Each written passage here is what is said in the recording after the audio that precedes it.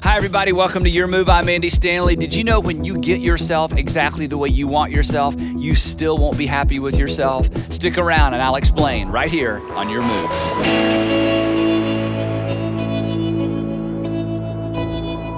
What makes you happy? We said in week 1 that no thing makes us happy, nothing makes us happy, that happy always includes a who or to, that you can't be happy without some sort of healthy relationships. You were designed to be in community. We're going to talk a little bit more about that later on. And then the second question, again, the same question with the second answer. What makes you happy?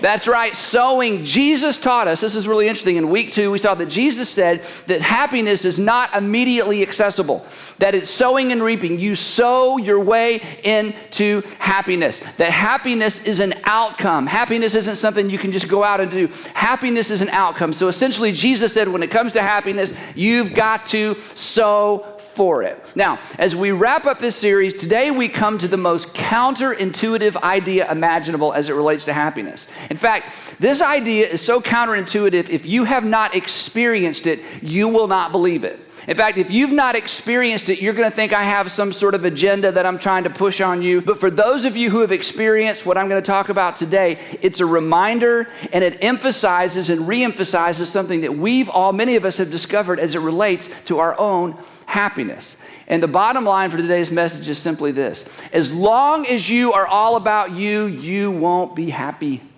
As long as you are all about you, as long as it's only about you, no matter what you have and what you accomplish, as long as you are all about you, you can't, it's not just won't, you can't be happy. You can't fulfill you. You need more than you have to offer. In fact, if you were to be able to somehow get yourself exactly the way you want yourself, if you were able to get yourself exactly the way you want yourself, the right size, the right income, the right car, the right everything, if you could get you exactly the way you want you still won't be enough. You still won't be happy. And this is so counterintuitive, because we just think naturally that if I could just get certain things, have certain things, live a certain way, have a certain health, have a certain look, have a certain whatever, that then possibly I'd be happy. But the truth is, and we kind of know this, but today's a big reminder for some of us, we kind of know this, you cannot acquire, consume, or even exercise your way to happiness. It's impossible. You cannot acquire, consume, or exercise your way to happiness. Now this is so tricky. I want to talk about it for just a minute. Then we're going to kind of move along. But just to make sure we're all on the same page, I want you to think about this. This is so deceitful. Here's what we do when it comes to acquiring, consuming, and exercise. We look at, and I'm guilty of this. I'm not shaking my finger at you. We look at what other people acquire.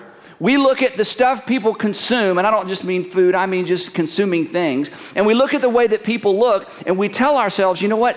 If I could acquire that, if I could live that way, if I could have that, if I could look that way, then somehow I'd be happy, because I do what you do. I look at you, and you seem so happy, and you kind of got it going on. And if I had more of me going on the way you got you going on, then maybe I'd be happy. And my tendency and your tendency is to look around at a bunch of people who may not be any happier than we are. I mean, we all put on a smiley face for the most part, right? We look at a whole bunch of people doing a whole bunch of things, and we create what I call a composite person. Now, a composite person is this is how the composite person works. I think, and I'll just play along for a second, we'll just blame me for a second. I think if I could have their house, if I could have his car, if I could look like him, if I could have that guy's income, if I could have that guy's kids, if I could have that guy's kids' education, if I could live in that city, and I look at about a dozen different men, and I pick and choose the highlights of their life from their highlight reels, and I put them all together, and I feel very discontent with my life, and suddenly I'm unhappy. And I think, but if I could ever, and I'm not looking at an individual. In other words, there's not probably a person on the planet that if you could, you would push a button, and you would suddenly be them. You just want a little bit of them, right? You would not push a button and suddenly have their parents as your parents. You would not push a button and suddenly your sister or your brother's not your sister or brother. Actually, you might do that. Okay, you would, in other words, there's no one in the world that you would trade places with completely and give up everything that's true about you. But there are people that we would like to pick and choose from their life, right? We do this all the time. Wish I had that. Wish I looked like that. Wish I could fit into one of those. We all do that. So we create this composite person, we compare ourselves to that person, and then what happens is, without meaning to, we get a little bit too focused, sometimes hyper-focused on becoming something we're not. And I'm all about self-improvement, and I'm all about exercise, I'm all about discipline, but when you become consumed with you, no matter how much progress you make, you become or continue to be unhappy. Now, do you know what you call a composite person?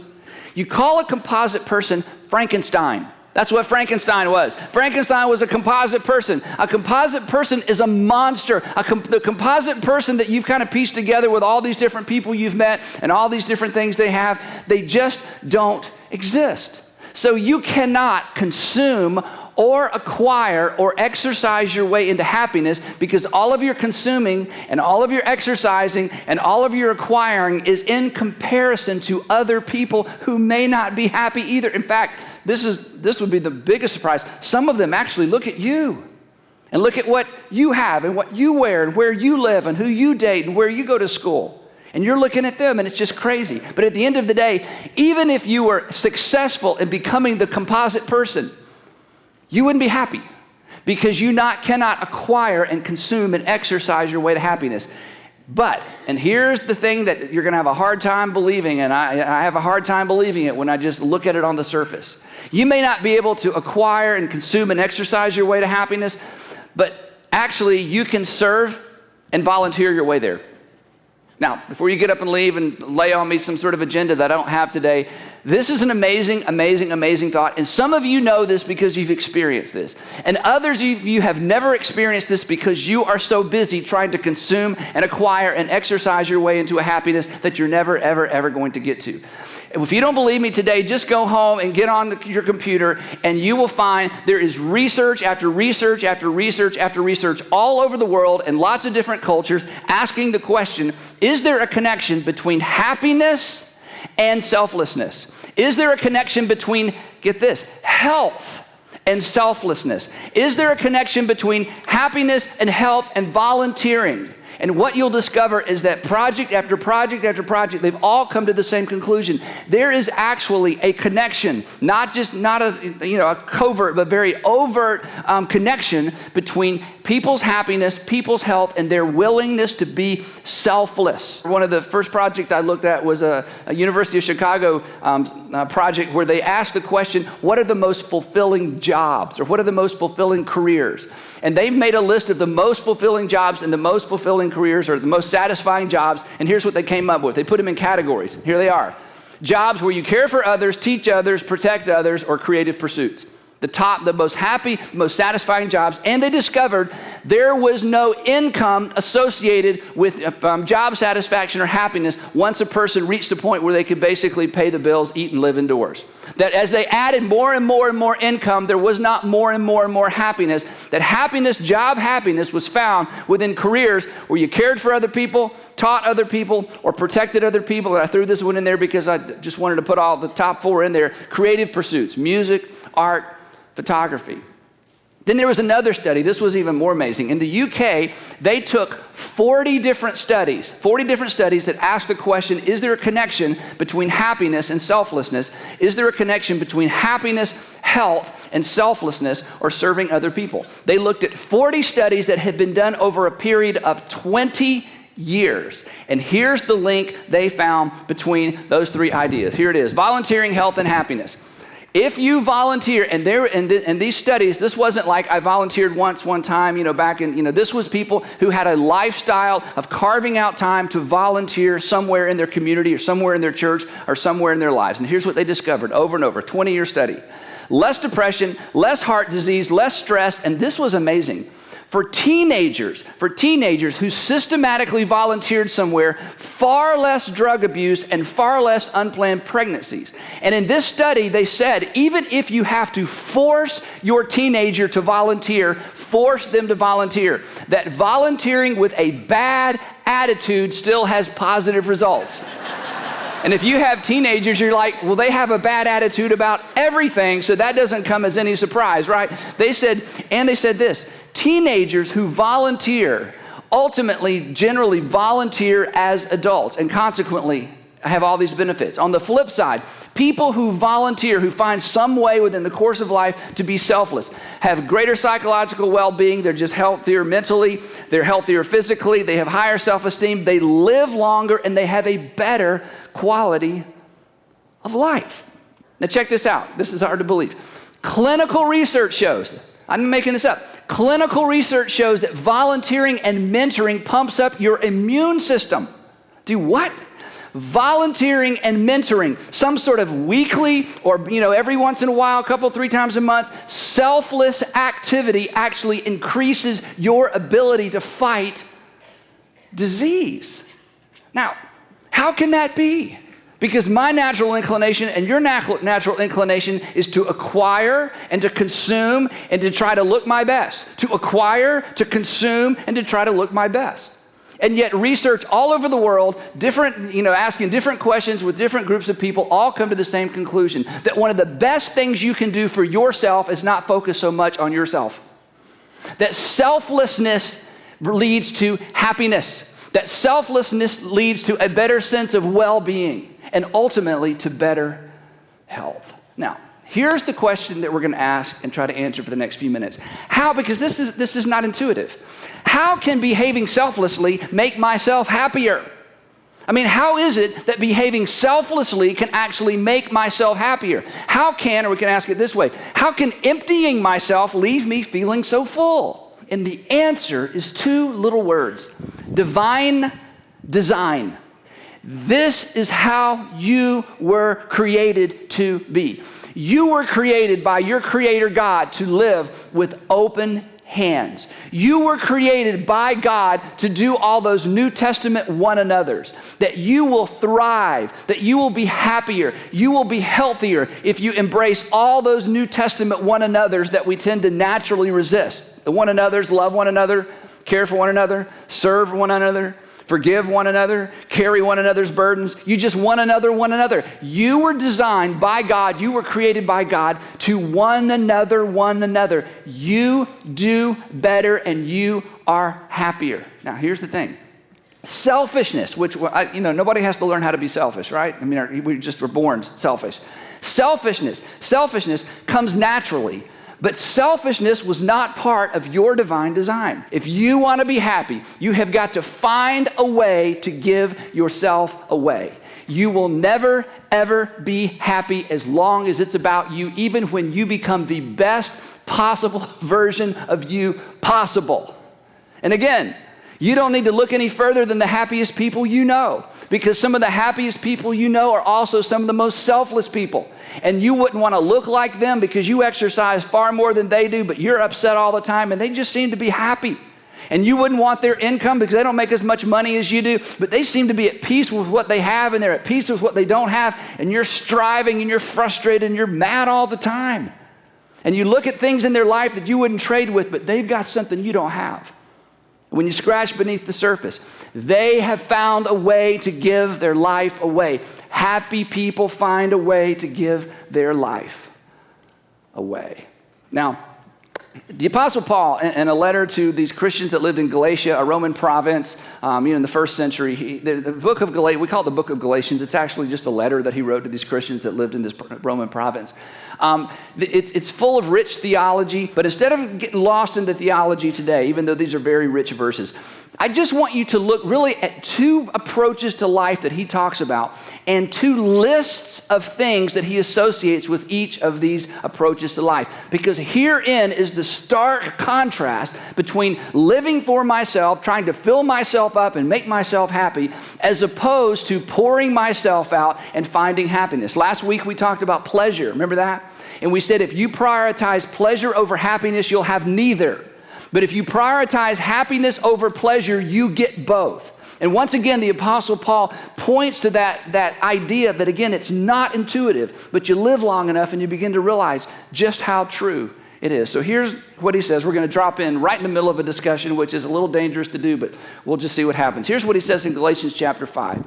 He says, the acts of the flesh are obvious. Now, if you're a Bible person, you've probably read this verse or heard this verse before. If New Testament's new to you, this little Greek word flesh, in other translations, it says the sinful nature. So when Paul says the acts of the flesh or the acts of the sinful nature, he's saying If you were just to do whatever you wanted to do, if you were able to get by with anything and there wouldn't be any consequences and your wife would never find out or your husband would never find out or your kids would never find out or it wouldn't come back to haunt you, if you were to just go with your natural impulses and just do what you want to do, when you want to do it, with whom you want to do it, and you weren't ever going to run out of money, if you just kind of went with you, if you decided it's all about me, he says, here's what they are. The acts of the flesh are obvious. He says, I don't even need to list them because we already know what they're going to be. But he says, I'll list them anyway.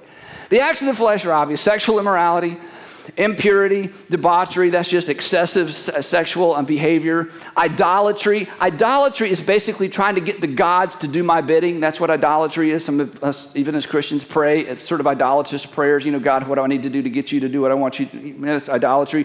Witchcraft, simply trying to harness the forces of nature to do my bidding.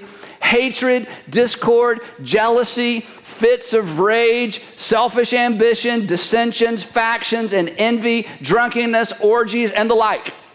He says, if you were just to pick your feet up and just kind of go with the flow of society and to go with the flow of yourself and to go with the flow of your natural inclinations, that's what it looks like. And here's the synopsis of everything in those two verses. This is so important. This is pleasure at someone else's expense. This is always pleasure at someone else's expense.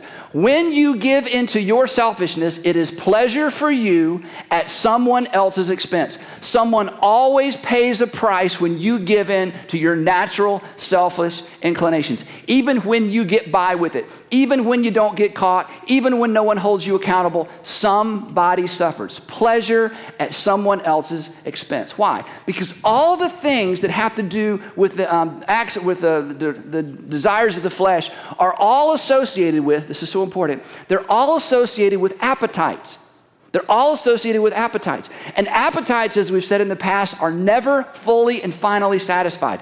When you feed an appetite, it what? It grows. That's right. When you feed an appetite, it grows. And when you can't satisfy an appetite, you become frustrated. You become angry. And so the Apostle Paul says, our sinful nature, our flesh, our selfishness, just giving into whatever I want. If you say yes to that long enough, as hard as you try to fill yourself up, it will leave you wanting more. It's an appetite that is never fully and finally satisfied. Whether it's an appetite for sex, an appetite for stuff, an appetite for recognition, an appetite for getting the credit you think you're due, whatever it is, those are appetites that are never fully and finally satisfied. And if you give yourself to those appetites, you just end up frustrated, not happy. He says, but, then he contrasts it. He says, but the fruit of the Spirit, and look at the contrast. Fruit of the Spirit, acts of the flesh. Fruit of the Spirit, acts of the flesh. He says, the fruit of the Spirit, that is when you finally relax and say, God, it's not all about me. God, it's not all about what I can get. It's not all about satisfying. God, it's about you and it's about others. He says the fruit of the Spirit is love, joy, peace. This is forbearance, means patience. I'm going to go at your pace, not mine. Kindness. I'm going to gear down so that you're comfortable. Goodness. I'm just going to do the right thing even if it costs me. Faithfulness. You can trust me. You can trust me. You can trust me. Gentleness. I'm going to leverage my power for your benefit. And self-control. He says, this is what God is going to produce through you. And then one of the most brilliant statements of all ancient literature, one of the most brilliant statements in all of the New Testament. This next statement is so powerful. Here's what he says. Against such things, there is no law. I'm telling you, this is one of the richest statements you'll ever read. Let me go ahead and put the list up here. Here's why I say that. Look at this. Here's what Paul says. Paul is saying, you were made for this. This is the environment in which you flourish. Imagine a family. Imagine your current family characterized by love, joy, peace, patience, kindness, goodness, faithfulness, gentleness, self-control. Imagine a family characterized by those things. Would you be happy? Yes, you'd be happy. Can you? And Paul's saying, the reason you intuitively know, wouldn't that be great, is because you were designed for this. You are designed to live in a community of people, in your physical community, that's characterized by these characteristics. This is a community where the police basically direct traffic and they have to talk people into going because they want to wait for the other person to go first. This is a community, imagine. This is a community. This is why what Paul said is so brilliant. This is a community where there is almost no need for any law. Because if I'm for what's in it for you, and if I'm committed to what's in your best interest, and you're committed to what's in my best interest, then we can get through anything. We can figure anything out. We can solve any problem. We can all sleep at night without any fear. And if you can just imagine that within your family, or imagine that within your community, or imagine that in a nation, can you just sense where the stress level and the anxiety level would begin to decrease? Can you just sense or imagine how much happier you would be, your family would be, our communities would be, our nation would be? Paul says, this is what you were created for. You were made for this. Listen, selfishness is natural. Selfishness is natural, but it is not by design. Selfishness comes naturally, but it is not by design. You were created to live a life characterized by these things. Family works better when characterized by these things. Communities work better when they're characterized by these things. And nations work better when they're characterized by these things. And the Apostle Paul says, I'm inviting you into a selfless way of living. And it may not be intuitive, but the more selfless you are, the happier you will be. You need more evidence? Here's a question for you. More evidence. How do we measure the value of a life? How do we measure the value of a life? Let me just make it real clear, okay? So you're at a funeral, okay? And somebody stands up to speak about the deceased. Here's some things they never talk about. How immoral they were, impure, indulgent, hateful, jealous, angry, selfish, argumentative, envious, and how often they got drunk. You never talk about that kind of stuff. You never say, you know what, I'm telling you, this guy made such an extraordinary contribution to our community. He slept with every woman he could get in the stack with, you know. He was angry all the time. He was jealous. He was so selfish, envious, and when he wasn't drunk, he was asleep. I mean, we were just all inspired by his life. These are the things we never bring up at the end because we know it. We know intuitively. These things have no value. They make no contribution. Listen, they are all consumptive. They are all pleasure at someone else's expense. We know they add nothing to society. They add nothing to a life. And no one whose life is characterized by these things is happy, and they don't make the people around them happy. We know this. And yet every single day I'm tempted, just like you are, to get up every single day and consume all of my time and all of my life on me in an attempt to be happier and more fulfilled. And our Heavenly Father just puts his hands on his hips and shakes his head like, okay, when are you going to figure this out? Selfishness is natural. But you are not designed for selfishness. Selfishness ultimately will kill you. The value of a life is always measured by how much of it was given away. That's what we celebrate. That's intuitively what we know is most valuable. Listen. Giving your life away is what makes you great. When a person gives a portion of their life away, when they live a selfless life, we look at that individual and we think, that was a great man, that was a great woman, and you know what else is true of them? And they were so content. They were so happy. Somehow they discovered the secret that pouring out is what fills an individual up. If you want to be happy, you got to figure out a way to give your life away.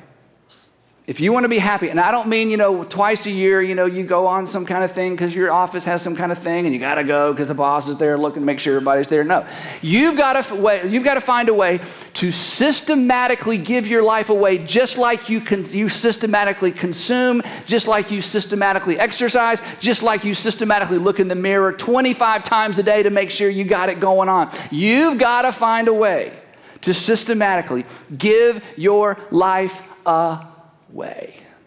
One more illustration, okay? Don't be this. Okay, don't be this. This is a picture of the Dead Sea. Now, most of you know the Dead Sea is dead because the water comes in, but no water goes where? Out. That's right. The Jordan River dumps into the Dead Sea, and it's such a low place on the planet, all the water stays right there. Everybody knows that. The Dead Sea is dead. Nothing can live in the Dead Sea because water goes in, no water goes out. But here's something you didn't know. Check this next picture out. The Dead Sea is drying up. As we sit here, they are pumping thousands and thousands of gallons into the Dead Sea to try to save the Dead Sea, and it is a mystery. Because about 87 miles north of the Dead Sea is the Sea of Galilee, where people are on, water skiing and jet skiing and, and wakeboarding and on boats and fishing. And it's just a beautiful, beautiful, beautiful resort kind of environment all over the Sea of Galilee. But the Sea of Galilee has water coming in. The Sea of Galilee has water coming out. It's a living, beautiful place. And that same water travels about 87 miles down to the Dead Sea, and the Dead Sea is shrinking. How can it be that something to where water is pouring in and no water is going out, how is it that it's getting smaller? My friends, if you don't figure out how to give your life away, you are the Dead Sea. It all comes in, nothing goes out, and you become smaller and smaller and smaller and smaller and smaller and more frustrated and more frustrated and more unhappy and more unhappy and more happy. And you will fall for the lie every single time. If only I looked like her, if only I'd married like him, if only I drove one of those, and you begin to put together the composite person and you think, if I could ever become Frankenstein, I know I would finally be happy. But you were designed by God to give your life away. You were made for more than you. It's not intuitive, but it's true. If it's all about you, you'll never be happy. You need more than you. Again, even if you get yourself exactly like you want to get yourself will never be enough. You cannot acquire, you cannot consume, and you cannot exercise your way to happiness. And here's why, and I'm done. Because you were designed by the giver of life to give your life away. You were created by the creator of life to give your life away. You were made by the maker of life to give your life away. You were created in such a way that you will never find fulfillment until you find a way to periodically dump out what's inside of you for the benefit of somebody else. That's where you find life.